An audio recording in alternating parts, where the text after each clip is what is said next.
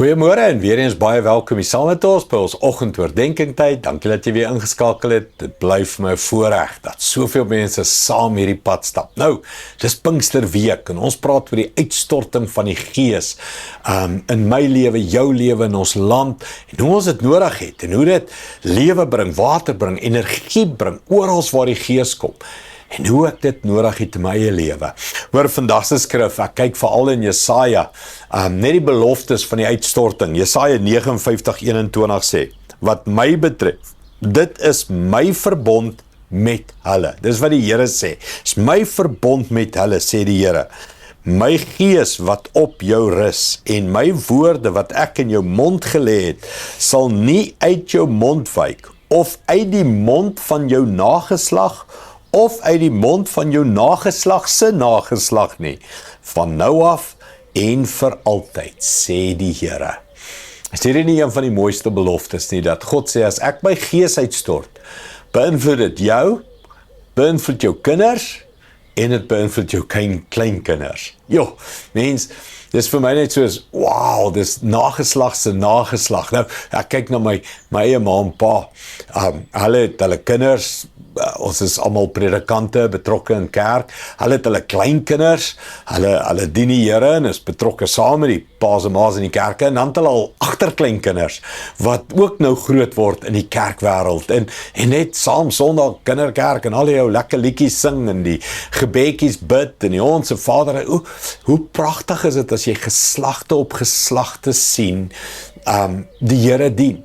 En hier is die belofte, maar dit kom wanneer God sy Gees op jou uitstort, né? Wanneer jy Gees vervuld raak, kan dit nie anderster, dat dit die effek het op die nageslag nie. En as hulle sien wat jy het en jy beïnvloed en die Gees beïnvloed hulle, dan is dit die nageslag en die nageslag se nageslag. Hy sê, my woord sal nie uit hulle mond uit wyk nie. Op jou nageslag en jou nageslag se nageslag. Mens, hierdie is my belofte. Ek hou vas aan. Ek het dit neergeskryf. Hierdie is een van die versies wat in my journal staan. Wat ek eendag in stilte tyd gekry het, toe ek bid natuurlik oor my kinders en bid oor hulle toekoms en hulle lewens en alles. En toe kry ek hierdie belofte, Jesaja 59.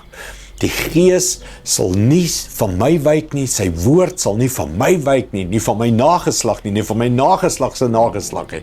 As ek stil word en ek kyk en ek hou mense in lewens dop en ek bestudeer live, dan sien ek maar geesvervulde oupas en oumas, het geesvervulde kinders, het geesvervulde kleinkinders, het geesvervulde agterkleinkinders. Mens, dis 'n belofte. En as jy daai belofte wil sien waar word, wel, hier is die voorwaarde. Word jy eers self Gees vervuld. Word oop vir die Heilige Gees. Maak jou, bid vir die, vra vir die Heilige Gees. Soek, klop, smeek vir meer van die Heilige Gees in jou lewe. En hoe meer jy van die Gees kry, hoe meer sal dit effek hê op die nageslag, die volgende generation. Hoe beïnvloed ek en jy die volgende generation met 'n geesvervulde lewe? Kom ons bid dit saam. Hemelse Vader, dankie vir hierdie kosbare belofte, Jesaja 59. Here, vul U my hart met U Gees. Here, stort die Gees uit op my lewe. Here, hoe kragtig het ek nie U Gees nodig nie.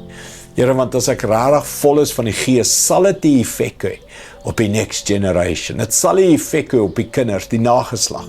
En Here, as hulle dit beleef en ervaar en vol word van die Gees self, dan sal dit weer die effek hê op die volgende generation en die volgende generation. Dankie daarvoor, Here. Here, hoe bid ek? Here, stubborn kinders, moeilike tieners, kinders wat die pad byster geraak het. Here, hierdie skrif sê, U sal die skrif terugbring, die woord terugbring na hulle toe. En hulle sal terugdraai en kinders van U woord word. Dankie daarvoor, Here, ons vat hierdie belofte. Ons herinner U aan hierdie belofte. Nageslag op nageslag op nageslag sal U dien. Dankie daarvoor, Here, in Jesus naam. Amen. Dankie daarvoor, liewe vriende. Ek sien jou weer môre. Here seën. Trots geborg deur Evergreen Turf.